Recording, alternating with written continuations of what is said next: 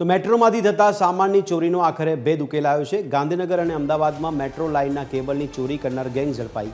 આંતરરાજ્ય કેકડા ગેંગના 4 આરોપીઓ મુશરફ મુલેજાટ, રાશિદ ધોબી, રાશિદ અંસારી, ઇરશાદ મલિકની ગાંધીનગર એલસીબીની ટીમે ધરપકડ કરી। આ અંગે મહારાષ્ટ્ર, દિલ્હી, પુણે તથા ભારતભરના મેટ્રો સ્ટેશનના કેબલની ચોરી કરી હતી। દેશભરના 35 જેટલા ગુનાનો ભેદ ઉકેલાયો છે। આરોપીઓ 100થી વધુ ગુનામાં સંડોવાયેલા હોવાની આશંકા છે।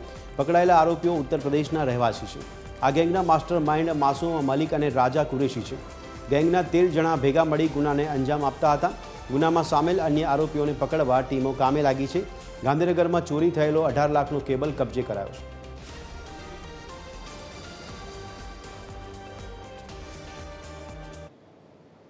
ટ્રેન ટ્રેક ઉપરથી વાયર કાપીને ચોરી કરતા એક મોટું ગેંગને ગાંધીનગર જિલ્લા પોલીસ દ્વારા પકડવામાં આવેલ। આ મોટું ગેંગ આંતરરાજ્યમાં ઘણી બધી રાજ્યોમાં કામ કરતા હતા અને કુલ મળીને લગભગ 100થી ઉપર ગુનામાં લોકો સંડોવાયેલ છે।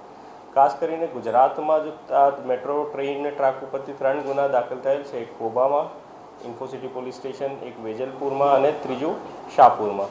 આ 3 ગુના ગેંગ દ્વારા કરવામાં આવેલ અને એની અલાવા લગભગ દિલ્હીમાં 14 ગુના, પુણેમાં 12 ગુના, બોમ્બે પનવેલમાં 6 ગુના, એને અલાવા ભોપાલ અને ઇન્દોરમાં પણ એની ગુના દાખલ કરવામાં આવેલ છે અને કુલ મળીને અત્યાર સુધી પોલીસ પાસે 35 ગુનાની ઇન્ફોર્મેશન આવેલ છે અને ઘણી બધા હજુ નીકળવાની શક્યતા છે અને કુલ મળીને 100ની આસપાસ ગુના ડિટેક્ટ થશે। આમાં એક ટીમ દિલ્હી દ્વારા પણ મોકલવામાં આવેલ છે।